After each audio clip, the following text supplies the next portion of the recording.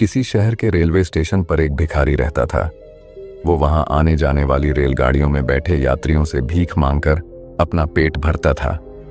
एक दिन जब वह भीख मांग रहा था तो सूट बूट पहने एक लंबा सा व्यक्ति उसे दिखा। उसने सोचा कि यह व्यक्ति बहुत अमीर लगता है, इससे भीख मांगने पर यह मुझे जरूर अच्छे पैसे देगा। वह उस लंबे व्यक्ति से भीख मांगने लगा। भिखारी को देखकर उस लंबे व्यक्ति ने कहा, तुम हमेशा मांगते ही रहते हो, क्या कभी किसी को कुछ देते भी हो? भिखारी बोला, साहब मैं तो भिखारी हूं, हमेशा लोगों से मांगता ही रहता हूं, मेरी इतनी औकात कहां कि किसी को कुछ दे सकूं। लंबा व्यक्ति बोला, जब किसी को कुछ दे नहीं सकते तो तुम्हें मांगने का भी कोई हक नहीं है। मैं एक व्यापारी हूं और लेन देन में ही विश्वास करता हूं। अगर तुम्हारे पास मुझे कुछ देने को हो तभी मैं तुम्हें बदले में कुछ दे सकता हूं। इतना कहने के बाद वह लंबा आदमी ट्रेन में बैठकर चला गया। इधर भिखारी उसकी कही गई बात के बारे में सोचने लगा। उस लंबे व्यक्ति के द्वारा कही गई बात उस भिखारी के दिल में उतर गई। वह सोचने लगा कि शायद मुझे भीख में अधिक पैसा इसीलिए नहीं मिलता क्योंकि मैं उसके बदले में किसी को कुछ दे नहीं पाता हूं।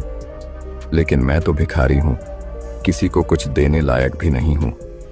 लेकिन कब तक मैं लोगों को बिना कुछ दिए केवल मांगता ही रहूंगा? बहुत सोचने के बाद उस भिखारी ने निर्णय किया कि जो भी व्यक्ति उसे भीख देगा उसके बदले में वह भी उस व्यक्ति को कुछ जरूर देगा। लेकिन अब उसके दिमाग में यह प्रश्न चल रहा था कि वह खुद भिखारी है तो भीख के बदले में वह दूसरों को क्या दे सकता है। इस बात को सोचते हुए 2 दिन हो गए, लेकिन उसे अपने प्रश्न का कोई उत्तर नहीं मिला था। तीसरे दिन जब वह स्टेशन के पास बैठा हुआ था तभी उसकी नजर कुछ फूलों पर पड़ी जो स्टेशन के आसपास के पौधों पर खिल रहे थे। उसने सोचा, क्यों ना मैं लोगों को भीख के बदले कुछ फूल दे दिया करूं। उसको अपना यह विचार अच्छा लगा और उसने वहां से कुछ फूल तोड़ लिए। अब वह ट्रेन में भीख मांगने पहुंचा। अब जब भी कोई उसे भीख देता तो उसके बदले में वह भीख देने वाले को कुछ फूल दे देता। उन फूलों को लोग खुश होकर अपने पास रख लेते थे।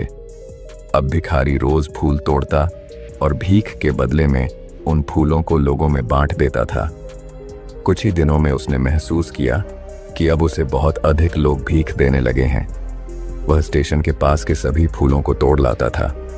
जब तक उसके पास फूल रहते थे तब तक उसे बहुत से लोग भीख देते थे, लेकिन जब फूल बांटते बांटते खत्म हो जाते तो उसे भीख भी नहीं मिलती थी। अब रोज ऐसा ही चलता रहा। एक दिन जब वह भीख मांग रहा था तो उसने देखा कि वही लंबा व्यक्ति ट्रेन में बैठा है, जिसकी वजह से उसे भीख के बदले फूल देने की प्रेरणा मिली थी। वह तुरंत उस व्यक्ति के पास पहुंच गया और भीख मांगते हुए बोला, आज मेरे पास आपको देने के लिए कुछ फूल हैं, आप मुझे भीख दीजिए तो बदले में मैं आपको कुछ फूल दूंगा। उस लंबे व्यक्ति ने उसे भीख के रूप में कुछ पैसे दे दिए और भिखारी ने कुछ फूल उसे दे दिए। उस लंबे व्यक्ति को यह बात बहुत पसंद आई। वह बोला, वाह क्या बात है, आज तुम भी मेरी तरह एक व्यापारी बन गए हो। इतना कहकर फूल लेकर वह लंबा व्यक्ति अपने स्टेशन पर उतर गया। लेकिन उस लंबे व्यक्ति द्वारा कही गई बात एक बार फिर से उस भिखारी के दिल में उतर गई। वह बार बार उस लंबे व्यक्ति के द्वारा कही गई बात के बारे में सोचने लगा और बहुत खुश होने लगा। उसकी आंखें अब चमकने लगीं। उसे लगने लगा कि अब उसके हाथ सफलता की वह चाबी लग गई है जिसके द्वारा वह अपने जीवन को बदल सकता है। वह तुरंत ट्रेन से नीचे उतरा और उत्साहित होकर बहुत तेज आवाज में ऊपर आसमान की तरफ देखकर बोला, मैं भिखारी नहीं हूं, मैं तो एक व्यापारी हूं, मैं भी अमीर बन सकता हूं। लोगों ने उसे देखा तो सोचा कि शायद यह भिखारी पागल हो गया है और अगले दिन से वह भिखारी उस स्टेशन पर फिर कभी नहीं दिखा। लेकिन 6 महीने बाद इसी स्टेशन पर 2 व्यक्ति सूट बूट पहने हुए यात्रा कर रहे थे। दोनों ने एक दूसरे को देखा तो उनमें से एक ने दूसरे से हाथ मिलाया और कहा, क्या आपने मुझे पहचाना? दूसरा व्यक्ति बोला, नहीं, क्योंकि मेरे हिसाब से हम लोग पहली बार मिल रहे हैं। पहला व्यक्ति बोला, नहीं, आप याद कीजिए, हम पहली बार नहीं बल्कि तीसरी बार मिल रहे हैं। दूसरा व्यक्ति बोला, मुझे याद नहीं, वैसे हम पहले 2 बार कब मिले थे?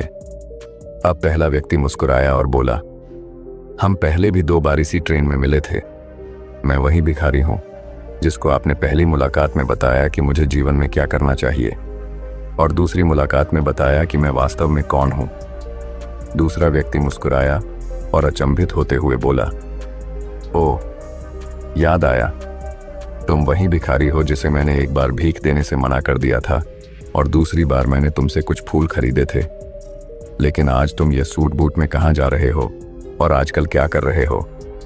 तब पहला व्यक्ति बोला, हाँ, मैं वही भिखारी हूँ, लेकिन आज मैं फूलों का एक बहुत बड़ा व्यापारी हूँ और इसी व्यापार के काम से ही दूसरे शहर जा रहा हूँ।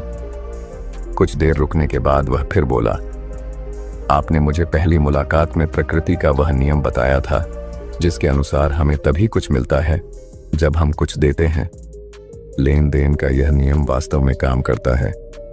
मैंने यह बहुत अच्छी तरह महसूस किया है, लेकिन मैं खुद को हमेशा भिखारी ही समझता रहा। इससे ऊपर उठकर मैंने कभी सोचा ही नहीं।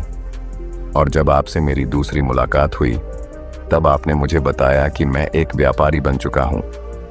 अब मैं समझ चुका था कि मैं वास्तव में एक भिखारी नहीं बल्कि व्यापारी बन चुका हूँ। मैंने समझ लिया था कि लोग मुझे इतनी भीख क्यों दे रहे हैं, क्योंकि वह मुझे भीख नहीं दे रहे थे बल्कि उन फूलों का मूल्य चुका रहे थे। सभी लोग मेरे फूल खरीद रहे थे क्योंकि इससे सस्ते फूल उन्हें कहाँ मिलते। मैं लोगों की नज़रों में एक छोटा व्यापारी था, लेकिन मैं अपनी नज़रों में एक भिखारी ही था। आपके बताने पर मुझे समझ आ गया कि मैं एक छोटा व्यापारी हूँ। मैंने ट्रेन में फूल बांटने से जो पैसे इकट्ठे किए थे उनसे बहुत से फूल खरीदे और फूलों का व्यापारी बन गया। यहाँ के लोगों को फूल बहुत पसंद हैं और उनकी इसी पसंद ने मुझे आज फूलों का एक बहुत बड़ा व्यापारी बना दिया। दोनों व्यापारी अब खुश थे और स्टेशन आने पर साथ उतरे और अपने अपने व्यापार की बात करते हुए आगे बढ़ गए। दोस्तों, इस कहानी से हमें बहुत कुछ सीखने को मिलता है। कहानी में लंबा व्यापारी गिव एंड टेक के नियम को बहुत अच्छी तरह जानता था। दुनिया के सभी बड़े व्यापारी इसी जीवन के नियम का उपयोग करके सफल हुए हैं। इस फॉर्मूले को उसने भिखारी को भी बताया। भिखारी ने इस प्राकृतिक नियम को अपना लिया और इसका असर उसके जीवन में साफ दिखाई देने लगा। उसने अपनी सोच बदली और उसकी जिंदगी बदल गई। यह कहानी हमें बताती है कि हम यदि अपनी सोच बदल लें तो कुछ भी हासिल किया जा सकता है। यदि हम खुद को छोटा समझते रहेंगे तो हम हमेशा छोटे ही बने रहेंगे। बड़ा बनने के लिए हमें अपनी सोच को बदलना होगा और खुद के बारे में बड़ा सोचना होगा। कहानी का सार यह है कि सफलता आपकी सोच में छुपी होती है। खुद का आत्मसम्मान जगाइए, अपनी सोच को बड़ा बनाइए और देखिए कैसे आप सफलता के शिखर पर पहुंच जाते हैं।